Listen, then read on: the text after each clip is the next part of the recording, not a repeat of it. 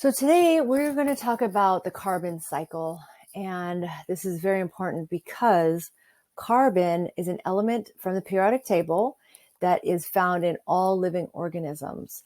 And when you hear the word an organic molecule, the organic means that it has carbon in it and it comes from a living organism.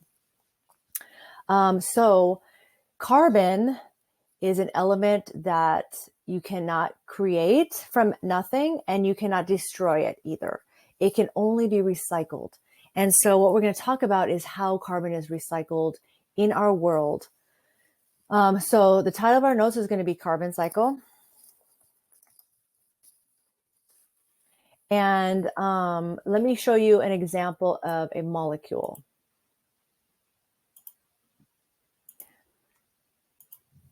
So a common thing that we eat is carbohydrates.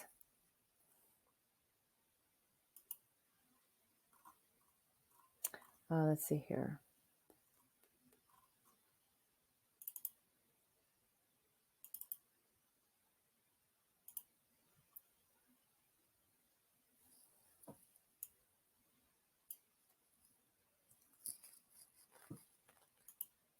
Okay, so this is a picture of a glucose molecule.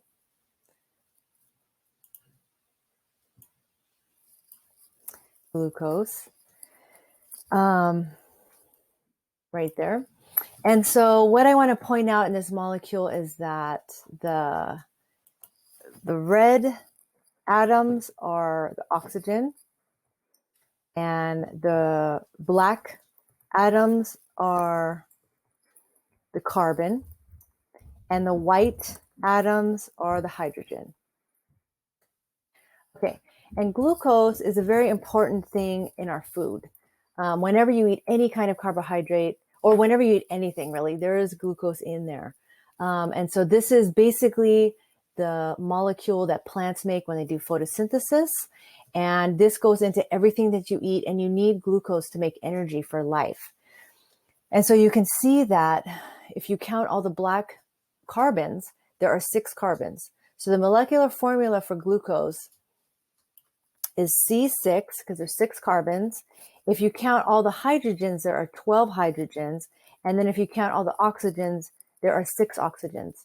So this is just an example of that we as organisms need carbon to survive, okay? Because we actually make glucose and we break down glucose also, okay?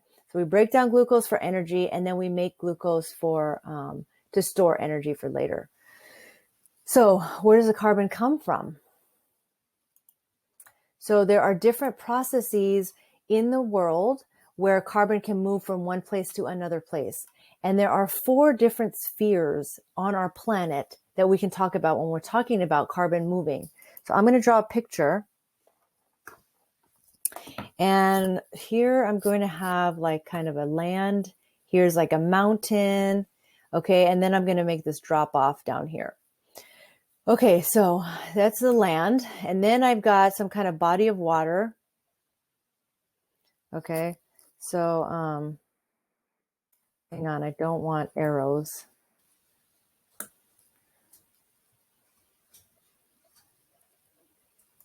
Okay, and then I have, I'm going to put a tree here. Okay, so it's like a plant. And then I'm going to make a trunk. Okay, and let me color that in.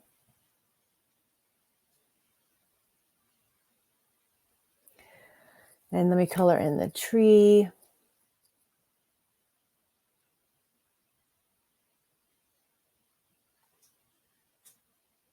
Okay, so I have this plant. And then I'm also going to make a little man. Okay, so here's like a living organism. I'm going to make like a little dude. And that's just like a stick figure. Okay. Okay, so I'm going to label these things. The land is called the lithosphere.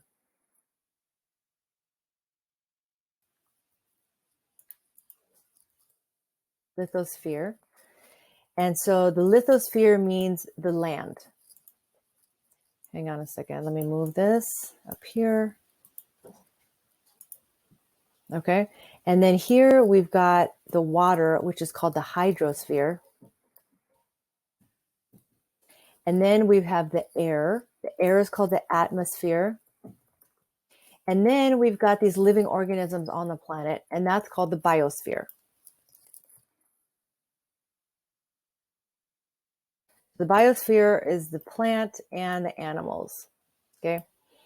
And there are more than just plants and animals, like there are bacteria and fungus and other things. However, these are the four spheres that I'm going to be referring to when I'm talking about carbon and carbon moving in and out of different spheres. And so there are different processes involved in the carbon cycle. So I'm going to make a list of all the processes, different processes in the carbon cycle. Okay, and I'm going to list a few of them.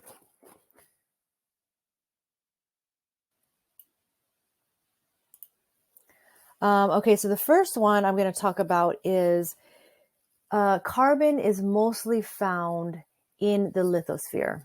Okay, so carbon is mostly in the lithosphere. Okay, and so sometimes we call that a reservoir, like a place where certain matter likes to be, like live in. And so the lithosphere is a reservoir for carbon. And so you'll find most carbon is in the ground. Okay, so deep in the ground. But the carbon that is deep in the ground can then move up into the atmosphere. And there are two ways that this can happen. Okay, so carbon is mostly in the lithosphere, but there are two processes that move the carbon in the ground to the atmosphere. Okay, and I'm going to list those two processes. The first one is called a volcano eruption.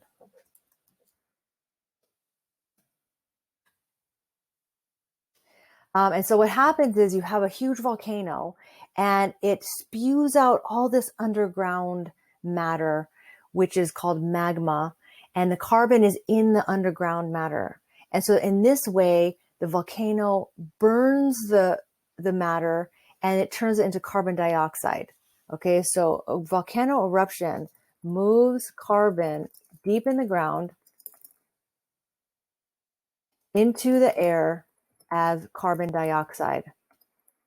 Okay, and carbon dioxide is CO2. So that is a natural process that happens and is how carbon can move into the air.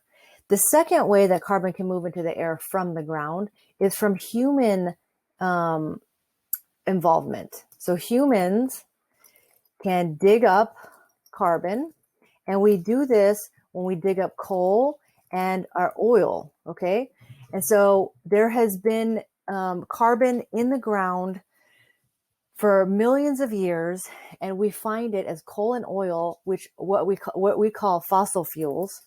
Okay, so those are our fossil fuels. Oops. And so we dig it up and then we burn it in our cars and our factories, and then we move it into the atmosphere as carbon dioxide. So humans can dig up carbon as fossil fuels, and then we burn it in our cars and factories, and the carbon goes into the atmosphere as carbon dioxide again. So there's two ways that it goes from the ground to the air. Okay, so how does the carbon get to the ground to begin with? Okay, so the carbon gets to the ground when living organisms that are made of carbon, they die, and then they get decomposed by fungi or bacteria, and then the carbon in those living organisms then get into the ground. Okay, so this is a third process, is decomposition. Is when a living organism dies, and decomposers like fungi and bacteria break down the organism, and the carbon gets deposited into the ground. decomposers, okay? And it gets deposited into the ground. And so that happens. So you have living organisms. So that's the biosphere. So when a living organism dies, so the living organism is the biosphere, dies, and then it goes into the ground, and then it moves into the lithosphere.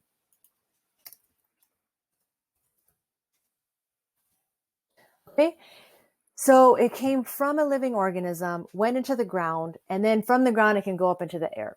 Okay, so how did the carbon get into the living organism to begin with? And that's another process, and that is called photosynthesis. So photosynthesis is when there's carbon dioxide in the air, in the atmosphere. So when carbon dioxide is in the air, the atmosphere, and a plant breathes it in and uses it to make glucose. So when a plant uses the CO2 to make glucose, okay? And so the plant is the biosphere. So it goes from the air as carbon dioxide, it goes into the plant. The plant then makes a glucose molecule, which is what we saw at the very beginning of this video. And then the glucose can then be eaten by other organisms. Okay, and now carbon is in all living organisms. And then the living organisms can die, and then the carbon gets decomposed and goes into the earth. And then the carbon can then move up into the atmosphere. And so that completes the whole cycle. Okay, so carbon starts off, like, let's say in the atmosphere, goes into the plant, then the plant dies, goes into the lithosphere, and then the carbon can go back up into the atmosphere. Okay, so that's the whole cycle for the carbon cycle. There are different parts to the carbon cycle, but those are the main ones. Okay, so I'm just going to show you one more picture, and then that's going to be it.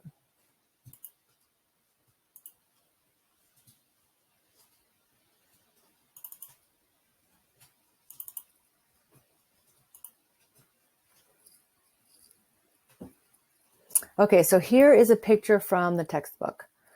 I'm going to put it down here. Okay, and let's zoom in a little bit. Okay, so looking at this picture shows you how carbon can move. So the carbon dioxide is in the atmosphere, and then it can go into a living organism like a tree. And then when the tree dies, it decays, and then it goes into the ground and becomes fossil fuels. And then either a volcano erupts or we dig it out and it goes into factory emissions, and then the carbon dioxide comes back into the atmosphere. Okay, another thing is that living organisms eat plants. Okay, so animals, for example, eat the plants. And so they take in the glucose, and then they change that glucose into carbon dioxide and exhale it. Okay, and that's called cellular respiration. And that brings the carbon dioxide back into the air. Okay, and so that's like another piece to the puzzle. Okay, so that's it for the carbon cycle. See you guys next time.